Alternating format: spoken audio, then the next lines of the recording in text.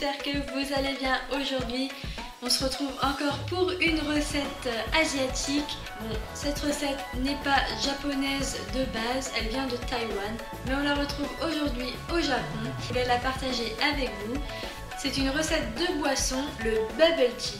Donc je ne sais pas si vous connaissez cette boisson. Elle est faite à base de thé, alors du thé vert, blanc ou noir. Personnellement, je vais utiliser du thé vert, de lait et de perles de tapioca ou de perles du Japon. Ce qui fait qu'on a l'effet de bulle, d'où le nom bubble tea. Alors moi pour cette recette, je n'ajoute pas de lait tout simplement parce que je n'en bois pas. Mais si vous préférez avec le lait, libre à vous de le rajouter. Et si vous êtes prêts, c'est parti! Pour cette recette, il vous faudra 2 gobelets ou tasses, du sirop, le goût de votre choix, moi j'ai choisi grenadine et menthe, une boule à thé de thé vert, noir ou blanc, du colorant alimentaire, des perles du Japon ou de tapioca et bien évidemment de l'eau. Tout d'abord, on va commencer par faire bouillir l'eau. Versez l'eau dans un récipient, puis ajoutez la boule à thé et laissez infuser jusqu'à refroidissement de l'eau.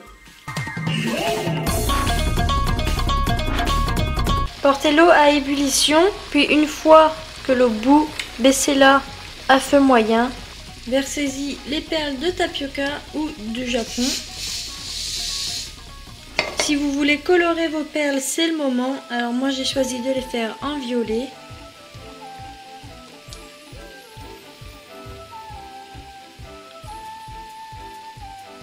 Laissez cuire pendant 15 minutes à feu doux. Remuez de temps en temps. Après la cuisson, vos perles sont devenues translucides. Alors à l'aide d'une passoire à fine maille, pour ne pas les perdre, vous allez venir les égoutter. Une fois votre thé infusé, vous pouvez retirer votre boule à thé. On va pouvoir mettre nos perles du Japon dans nos gobelets. Donc versez une bonne cuillère dans chaque gobelet.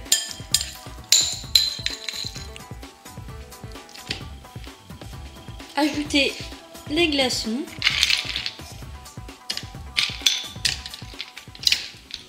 Répartissez le thé dans 2 récipients différents pour y ajouter le sirop. Donc moi je vais en faire un à la menthe. Ajoutez environ 3 cuillères à soupe de sirop.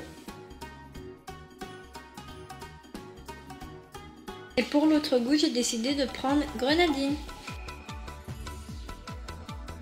Une fois votre thé réalisé, versez-le dans votre récipient avec vos perles de Japon et les glaçons.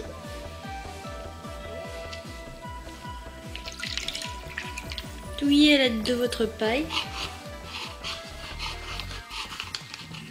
Et voilà, les bubble tea sont terminés.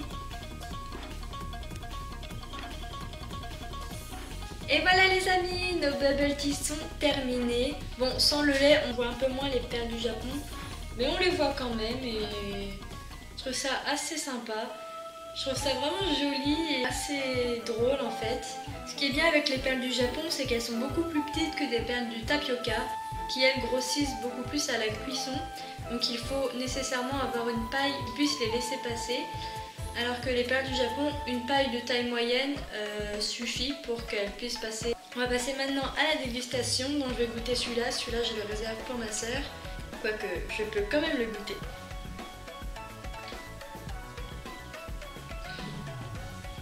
C'est vraiment super bon à la menthe. Et les petites billes, on les sent bien, elles passent bien dans la paille. Et c'est vraiment assez agréable dans la bouche à avoir des petites perles comme ça.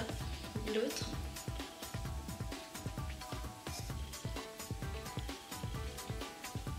C'est vraiment super bon. Je suis fan de ces boissons depuis que j'ai goûté ça en Angleterre dans le Chinatown. Sauf que c'était avec du lait, c'était à la pastèque au lait. Et c'était un peu écœurant. Là c'est vraiment très léger et très peu sucré. Enfin après ça dépend de vos goûts. Si vous aimez très sucré, vous pouvez rajouter plus de sirop.